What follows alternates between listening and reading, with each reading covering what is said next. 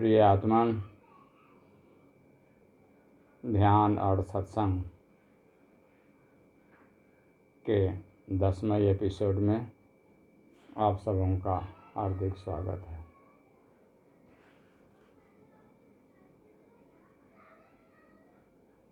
सद्गुरु सिद्धार्थ औलिया जी और परम सद्गुरु ओशो की कृपा की वर्षा तले ध्यान सत्संग की यह दिव्य धारा बह रही है। आप लोग बड़े भाग्यशाली हैं कि परम गुरु ओशो ने ध्यान का जो एक दिव्य आयोजन तैयार किया, सद्गुरु सिद्धार्थ औलिया जी ने अध्यात्म का एक विश्वविद्यालय खोलकर जन जन तक ध्यान की वह दिव्य धारा पहुँचाने का मार्ग खोला। आइए एक छोटी सी कथा के सहारे आज के सत्संग का प्रारंभ करते हैं। एक सेठ एक संत के पास गया और कहा कि मेरी स्थिति बहुत ही कमज़ोर हो गई है, कोई ऐसा नुस्खा दीजिए ताकि मेरी स्थिति ठीक हो जाए। संत ने कहा कि जब तक मैं साधु नहीं हुआ था तब तक तो ढेर सारे मंत्र याद थे, बहुत सारे ग्रंथ साथ में लेकर मैं चला करता था। जब से साधु हो गया, संतत्व को उपलब्ध हो गया, तब से अब कुछ भी आवश्यकता नहीं पड़ती है। सारे मंत्र भूल गए, एकमात्र आत्मस्मरण बना रहा, ओंकार का आत्मस्मरण। इसलिए मेरे पास आए हो तो ओंकार का ज्ञान लो, ओंकार की दिव्य धारा में स्नान करो, जीवन को सुख शांति और आनंद से भर दो। क्योंकि अमृत को छोड़कर मिट्टी के चक्कर में क्यों पड़ते हो। ओंकार के सिवा कुछ भी मांगोगे तुम्हारी ऊर्जा नीचे गिर जाएगी। एकमात्र ओंकार ही है जो तुम्हारी ऊर्जा को ऊर्ध्वमुखी बनाकर रखेगा। सिर्फ नहीं माना, कहा कि नहीं प्रभु, कोई ऐसा मंत्र दीजिए कि हमारी स्थिति सुधर जाए। अंत में विवश होकर के संत ने एक मंत्र दिया। मंत्र जैसे ही मिला कि वह तेजी से भागा।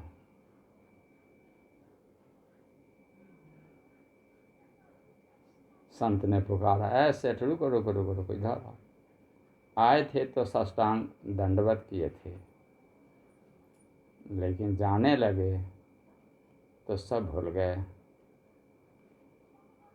लेकिन एक चीज़ याद रखना, इस मंत्र को सुबह में स्नान करके जब भी पढ़ना तो देखना बंदर की याद नहीं आए, कि बंदर की याद आते ही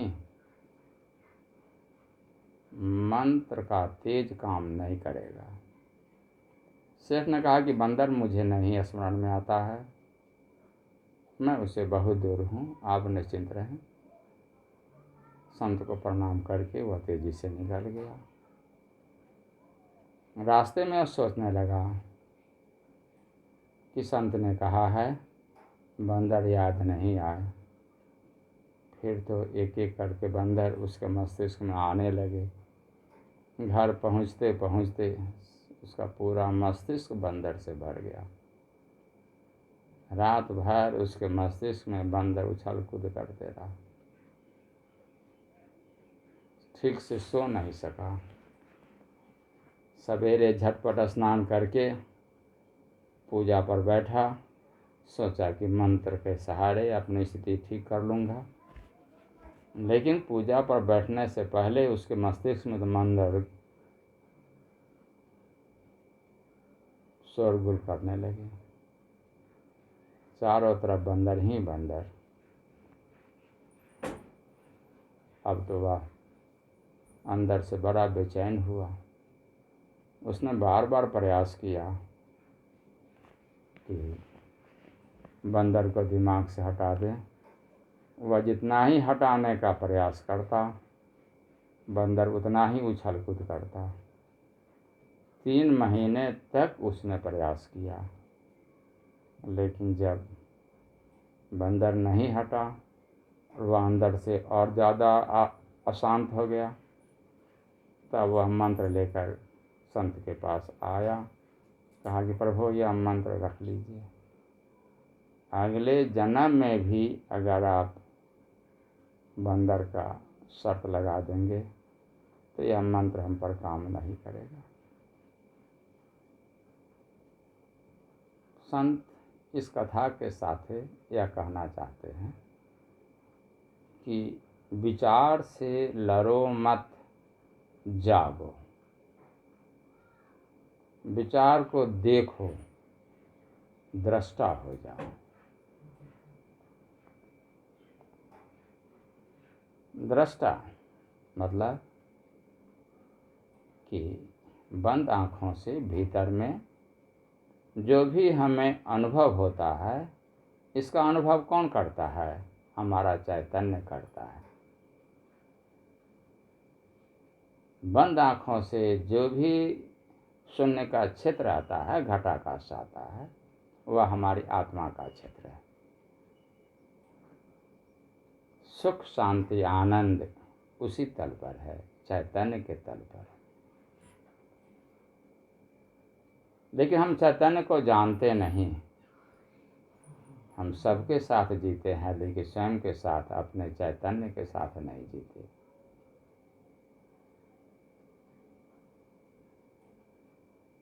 हम मिट्टी इकट्ठा करने में लग जाते हैं, अमृत छूट जाता है। मिट्टी के लिए सारा जीवन लगा देते हैं, क्योंकि अंत में वह आपके लिए मिट्टी ही हो जाएगा। क्योंकि जो भी धन इकट्ठा किए हैं, सब छोड़ करके चल जाना पड़ेगा। पद प्रतिष्ठा सब छूट जाएगा। और यह ओंकार, यह चैतन्य आपका अमृत है। आप इसके तल पर जीने का अभ्यास नहीं करते। और बिना उद्यम के देवे कौन? परमात्मा के लिए भी तो उद्यम करना पड़ेगा, साधना करनी पड़ेगी। अभ्यास है ना तू कौन थे, बार बार अभ्यास करेंगे, फिर तो जीवन आनंद से भरेगा। और आनंद पुण्य है, क्योंकि आप जैसे ही आनंदित होते हैं, मतलब कि आप ओंकार के तल पर चले गए। आपकी ऊर्जा ऊर्ध्वमुखी हो गई। जन्म जन्मांतर से नीचे बहती हुई ऊर्जा अब ओंकार की साधना के सहारे याम नियम आसन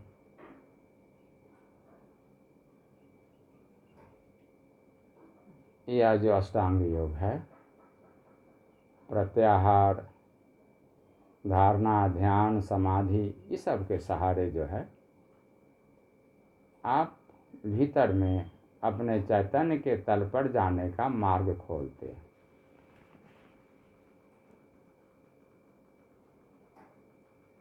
प्राणायाम के सहारे सांस को सम करते हैं। इसलिए कोई भी ध्यान की विधि जब भी आती है तो उसमें प्राणायाम कराया जाता है, ताकि प्राणायाम के सहारे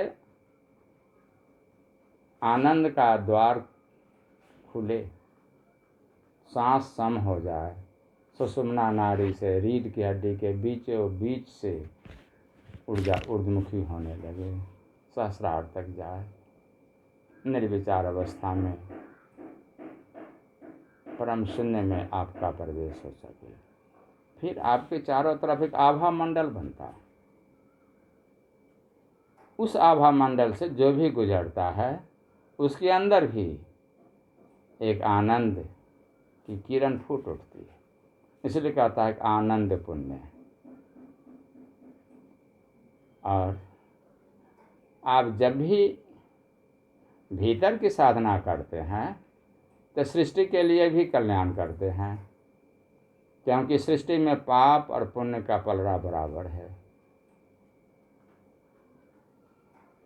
और उसमें आप इस सृष्टि को आनंदित करने में, सुख शांति प्रदान करने में सहयोग करते हैं। इसलिए कहता है कि सुख आपके जीवन में चारों तरफ भरा हुआ है, लेकिन आप उधर पीठ किए हुए हैं। कण कण में ओंकार गूंज रहा है। ईशावास्यम इदम सर्वम यत् किंचित जगत्यांग जगत। वह ईश्वर, वह परम चैतन्य सृष्टि के कण कण में ओंकार के रूप में गूंज रहा है। आपके बाहर भीतर ओंकार गूंज रहा है, लेकिन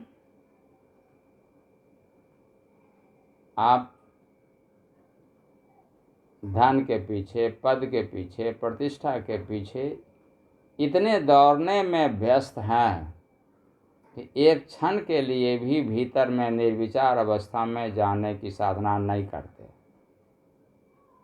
शून्य के तल पर, परम शून्य के तल पर स्वयं को देखने का प्रयास नहीं करते। परिणाम क्या होता है कि यह जीवन व्यर्थ चला जाता है। मिट्टी की खोज में हम लगे रहते हैं, लेकिन ख्याल करेंगे बाहर का जो भी सुख है वह आता है और जाता है, लेकिन एकमात्र ओंकार की साधना, आत्मस्मरण की साधना, इस अनुभव को मृत्यु नहीं छीन पाती है। इसलिए जन्म जन्मांतर से हमने दुख ही इकट्ठा किया है। हमारे जन्म जन्मांतर के मन के संस्कार में दुख ही भरा हुआ है, क्योंकि हम बाहर बाहर ही हर जन्म में दौड़ते हैं और चले जाते हैं। एक बार भी नहीं सोचते कि बाहर भीतर दोनों को संतुलित किया जाए। जब तक बाहर भीतर दोनों को हम संतुलित नहीं करते, जीवन का वास्तविक आनंद नहीं मिल पाता है। इसलिए ओशो ने मार्ग दिया, जुर्वादि बुद्धा। बाहर से भी संपन्न बनो, वैज्ञानिक साधनों का सर्वोत्तम उपयोग करो और भीतर में बुद्धत्व को प्राप्त करो। उन्होंने नया मार्ग दिया कि अब जीवन से भागने की जरूरत नहीं है, आप जहाँ हैं वहीं जग जाने की जरूरत है। हाँ, हिम्मत चाहिए, साहस चाहिए, क्योंकि कबीरा सौदा राम सौ बिन सिर कटे न है। हिम्मती लोग ही ध्यान के क्षेत्र में उतरते हैं,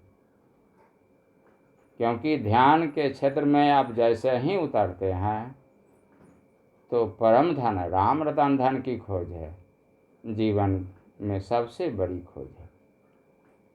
और उसके लिए हिम्मत करनी पड़ती है कि निर्विचार के तल पर, शरीर के पार, मन के पार, हृदय के पार परम शून्य में आपका प्रवेश होता है। इसीलिए जीवित सद्गुरु की जरूरत होती है, क्योंकि यह क्षेत्र सद्गुरुओं के मार्ग से गुजरता है, क्योंकि उनको अनुभव है कहाँ पर कैसे आपको ठहरना है। ओंकार की ध्वनि आप सुन सकते हैं, लेकिन ओंकार की गहराई में जाने के लिए भिन्न भिन्न तल से गुजरने के लिए यह सद्गुरु मार्ग देते हैं। लेकिन हाँ, साधना करते करते फिर एक दिन सद्गुरु की प्यास जगती है और परमात्मा आप पर कृपा करते हैं और आपके जीवन में कोई न कोई सद्गुरु दे देते हैं। इसलिए पहला प्रयास तो आपकी ओर से होना ही चाहिए। तो आइए सीधे ध्यान की यात्रा पर चलते हैं। जरूरी है भीतर की खोज। बहुत चला तू केंद्र छोर, दूर स्वयं से जाने को। अब तो कुछ दिन पंथ मोर, पंथी अपने को पाने को। अभी कुछ समय के लिए अपने रास्ते को मोड़ दें। खोजते बरभागी, आप बड़े भाग्यशाली हैं कि आपके अंदर एक प्यास जगी है कि आखिर मैं कौन हूँ। जीवन जितना ही बाहर में रहस्य से भरा है, उससे ज़्यादा भीतर में रहस्य भरा है। इसलिए जीवन में खोजने का आनंद लीजिए। सबसे पहले गुरु स्मरण।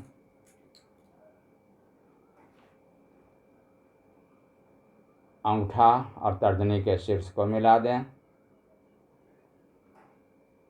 ज्ञान मुद्रा बना लें।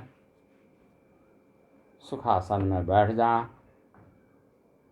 दोनों हाथ को घुटने पर रख दें।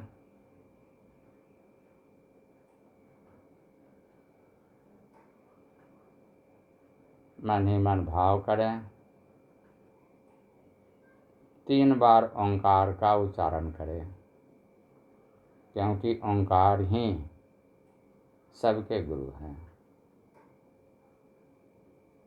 फिर तो जीवित सद्गुरु का मार्ग ओंकार ही देते हैं, इसलिए पहला स्मरण उनका। 3 बार ओम का उच्चारण।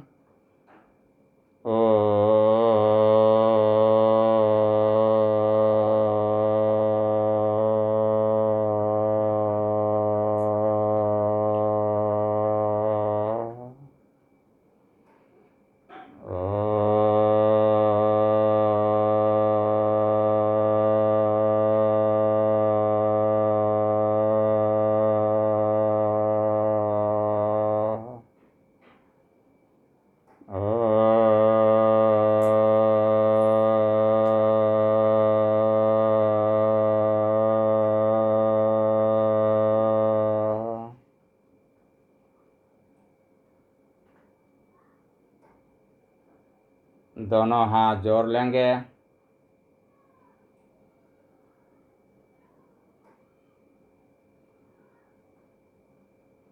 सद्गुरु का नमन।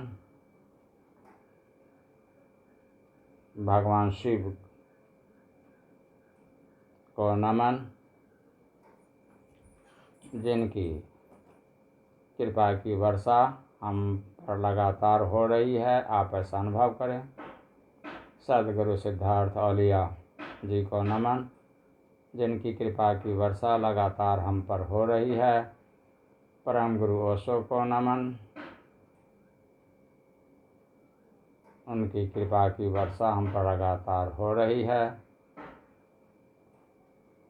सभी सद्गुरुओं को नमन, सभी अरिहंतों को नमन, सभी सिद्धों को नमन, सभी आचार्यों को नमन, सभी उपाध्यायों को नमन, लोक संसार के सर्व साधनों को नमन। हाथ नीचे कर लेंगे। बंद आँखों से गहरी लंबी सांस, जितनी गहरी लंबी सांस खींच सके खींचिए, जितनी गहरी लंबी सांस छोड़ सके छोड़िए। सांस लें तो लेते ही चले जाएं। सांस के सहारे भीतर जाएं, सांस के सहारे बाहर आएं, ताकि निर्विचार अवस्था में जाने में आपको सुविधा हो जाए। भाव करते चलेंगे। सुबह की बेला है,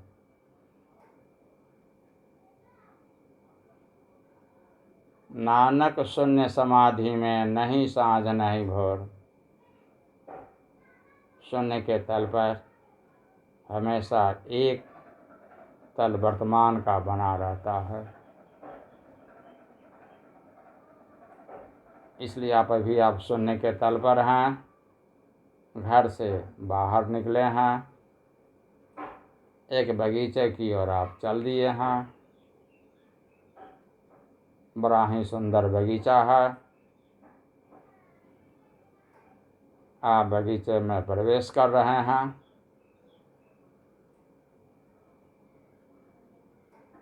भाव कीजिए, बगीचा में सुंदर सुंदर फूल खिले हुए हैं। आप फूल की पंखुड़ियों का स्पर्श करते हैं, उससे प्रेम करते हैं। वृक्ष को गले लगाते हैं, उससे प्रेम करते हैं। वृक्ष की तरह आप भी निर्विचार हो गए हैं। फूल की तरह आप भी प्रसन्नता से खिल उठे हैं। चारों तरफ प्रसन्नता का वातावरण देखिए, अपने भीतर आनंद का वातावरण चारों तरफ छाया हुआ है। बड़े प्रेम से आप बगीचा में चक्रमण कर रहे हैं। दो बायां कदम पर सांस खींचते हैं, 3 बायां कदम पर सांस छोड़ते हैं। गहरी लंबी सांस के साथ बगीचा में आप चक्रमण की यात्रा पर निकले हुए हैं। घूम रहे हैं, चारों तरफ घूम रहे हैं। घूमने का आनंद लीजिए।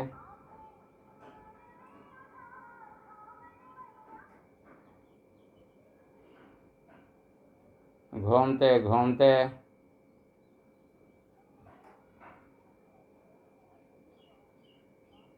बगीचा के बीच स्थान पर आप पहुंच गए हैं, जहां एक सुंदर पोखरा है।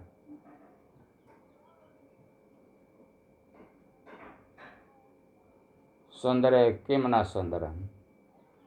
आपका हृदय, मन, तन सब आनंद से भरा हुआ है, प्रेम से भरा हुआ है, प्रसन्नता से भरा हुआ है। इसलिए प्रकृति का कण कण आपको सुंदर दिख रहा है।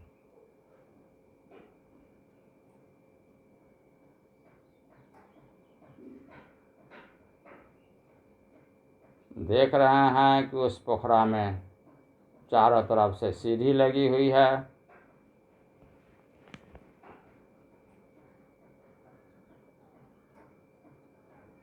दस सीढ़ी नीचे वह पोखरा है, जिसमें जल भरा हुआ है।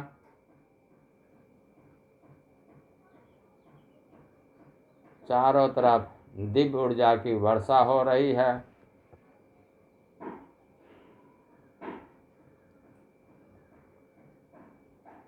आपके अंदर इच्छा जगती है कि शायद यही मानसरोवर है। इसमें हंस तैर रहे हैं।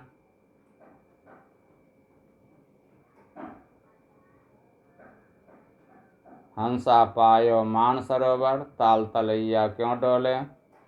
जीवन में प्रभु ने मानसरोवर दिया है, अब छोटे छोटे तालाबों की क्या बात। इस मानसरोवर में स्नान का आनंद लेना चाहिए। देखिए चारों तरफ अब बिल्कुल अकेले हैं, लेकिन अकेले में भी ऐसी दिव्य शून्यता है कि आप आनंद से भरे हुए हैं। जो लोग ओंकार सुनते हैं, चारों तरफ ओंकार की ध्वनि तीव्र हो गई है। स्नान के उद्देश्य से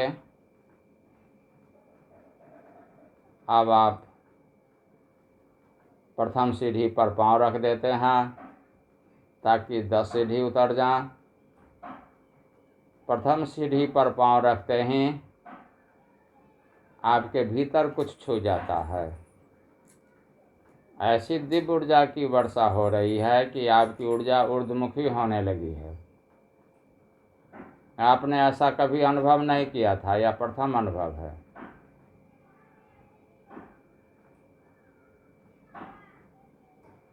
चारों तरफ दिव्य ऊर्जा के वातावरण में आप दूसरी सीढ़ी पर पांव रख देते हैं।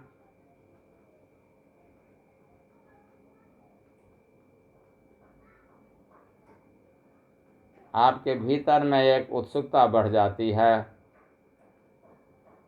मुझे मेरी मस्ती कहाँ लेके आई कि मेरे सिवा कहीं कुछ नहीं है। इस आनंद के वातावरण में आप तीसरी सीढ़ी पर पांव रख देते हैं। आपका रोम रोम पुलकित हो गया है।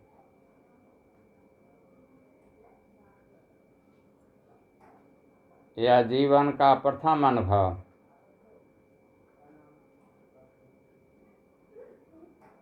जिस सुख शांति आनंद की खोज में बाहर में आप दौड़ लगा रहे थे,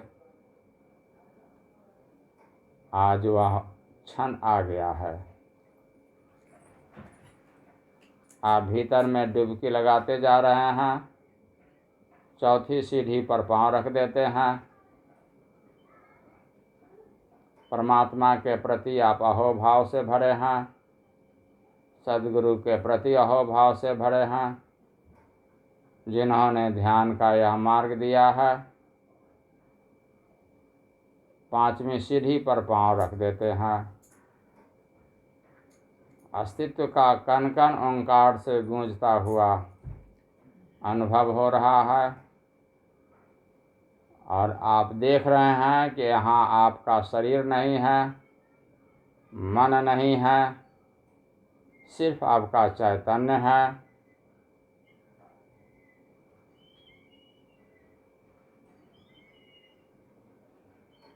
ओंकार के वातावरण में आप छठी सीढ़ी पर पांव रख देते हैं।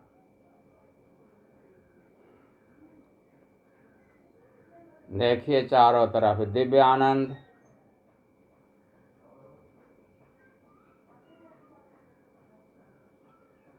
कभी आप नाम सुनते थे, दिव्यानंद, परमानंद, ब्रह्मानंद, पूर्णानंद। आपको लगता है कि सब आज मेरे जीवन में उतर गया। सातवीं सीढ़ी पर आपने पांव रख दिया है। ज्यों-ज्यों नीचे बढ़ते जा रहे हैं, आप स्वयं दिव्य ऊर्जा से बढ़ते जा रहे हैं, दिव्य आनंद से बढ़ते जा रहे हैं। आपका रोम रोम प्रेमल हो गया है। ऐसा प्रेम आपने जीवन में कभी अनुभव नहीं किया था। सबके लिए आपका प्रेम उमड़ने लगा। दिव्य करुणा का भाव, ऐसा अनुभव कभी नहीं किया था। परमात्मा की इस कृपा के लिए आप अहोभाव से बढ़ते जा रहे हैं। आठवीं सीढ़ी पर पांव रख दिए हैं। इस आनंद में डूबने में, स्वयं को मिटा देने में जो अनुभव हो रहा है, इसी को आनंद कहते हैं। इसी को दिव्य आनंद कहते हैं, दिव्य प्रेम कहते हैं। यह जो स्वाद मिल रहा है, यही दिव्य स्वाद है। यह जो उमंग का अनुभव कर रहे हैं, यही दिव्य उमंग है। आपका रोम रोम पुलकित हो गया है। जीवन में एक दिव्य उत्सव उतर गया है। नौवीं सीढ़ी पर पांव रख दिए हैं। आनंद का ऐसा दिव्य अनुभव जिस तरह से सावन के प्रथम फुहार में कोई भीग जाता है और उसका रोम रोम पुलकित होने लगता है, आप आनंद की ऊर्जा की वर्षा में भीगते जा रहे हैं। आपका रोम रोम पुलकित हो रहा है। 10वीं सीढ़ी पर पांव रख देते हैं। अब आप तालाब के पास आ गए। आपके अंदर इच्छा होती है कि मैं इसमें स्नान कर लूं।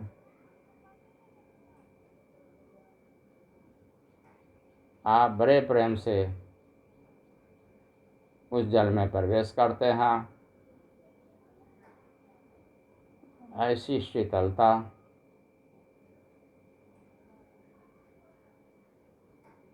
ऐसा स्फुरन का भाव, ऐसी दिव्य ऊर्जा की वर्षा प्रथम अनुभव किया जा रहा है। तत्क्षण याद आ गया आपको।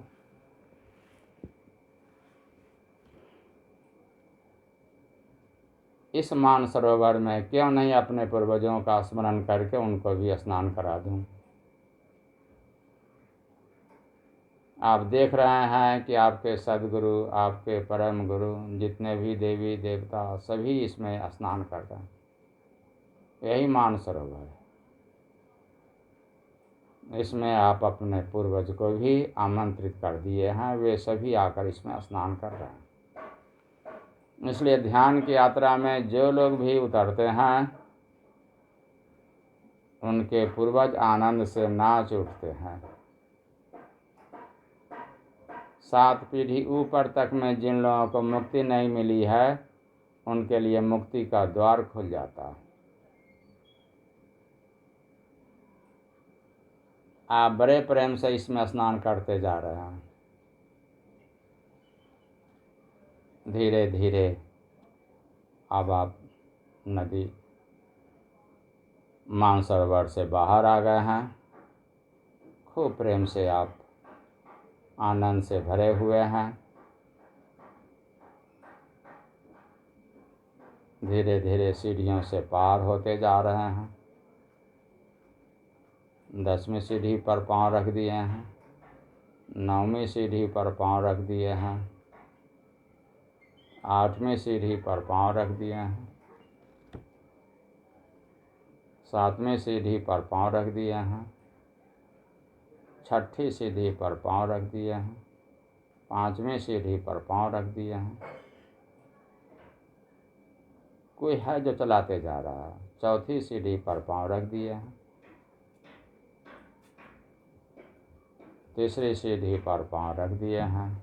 2री सीढ़ी पर पांव रख दिए हैं। 1ली सीढ़ी पर पांव रख दिए हैं। देख रहे हैं कि एक बेंच है। आप कोई दिव्य शक्ति है जो आपको लेटने के लिए विवश कर दे रही है। आप उस बेंच पर लेट गए हैं। जो लेटना चाहते हैं लेट जाएं, जो बैठना चाहते हैं बैठे रहें। आप लेट गए हैं। अब देखिए भीतर के प्रकाश को।